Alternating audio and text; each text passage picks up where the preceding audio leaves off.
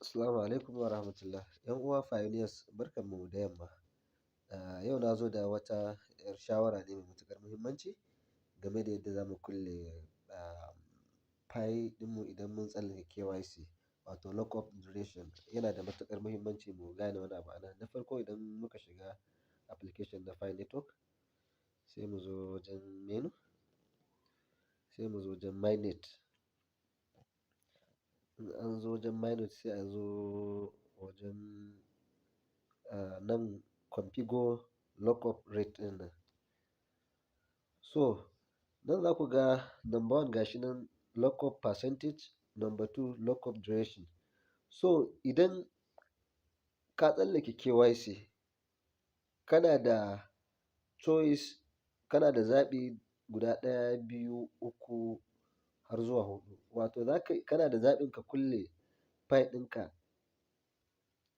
Dole kana da zaɓi ka kulle pi ɗinka na tsawon sati biyu ko ka kulle shi na tsawon wata shida ko ka kulle shi na tsawon shekara guda ko ka kulle shi na tsawon shekara uku. Dole a cikin huɗun nan za ka zaɓi guda ɗaya. To misali ka zaɓi za ka kulle shi na wata shida. To a nan lockup duration kenan. Na farko lockup percentage. Idan tunda ka zaɓi za ka bar shi na wata shida, idan ka bar shi a 100% to fa ba abin da za ka samu a ɗan wannan lokaci. A ɗan wannan lokaci ba abin da za ka samu na wata shida ka iya sayarwa na pi ɗinka da ka tara bayan ka tsallake KYC. Amma idan ka dawo da shi kamar 90%, to a wata shidan nan kana da yawan abin da ka tara to kana da kashi 10 cikin 100 na yawan abin da ka tara wanda da zarar ka tsallake KYC za ka iya sayan abu da shi. Ina fata an fahimta. Amma in ka bar shi a 100% to fa ba za ka iya cire ko guda ɗaya daga cikin pi ɗinka ba har sai idan ya yi tsawon wata shida ɗin nan. In shekara guda ka ɗauka haka in shekara uku.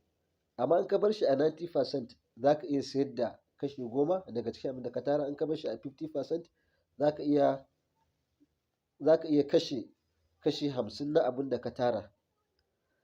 Sai dai ka sani a mining ɗin da za ka yi percentage ɗin da za ka samu yana raguwa ne. In ka bar shi a 50 bai kai wanda ba za ka samu ga wanda ya bar nashi a 90 ba.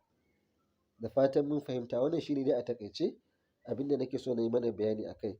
Gwargwadon in kai kana da ra'ayin za ka kulle pi ɗinka na sati biyu ne ko wata shida ko shekara guda ko shekara uku, to kai ƙoƙari ka bar shi ko da a 90.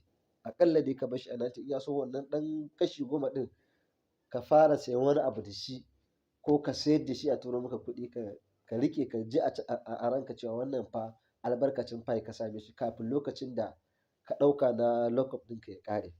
To wannan shine a taƙaice da fatan Allah ya taimake mu.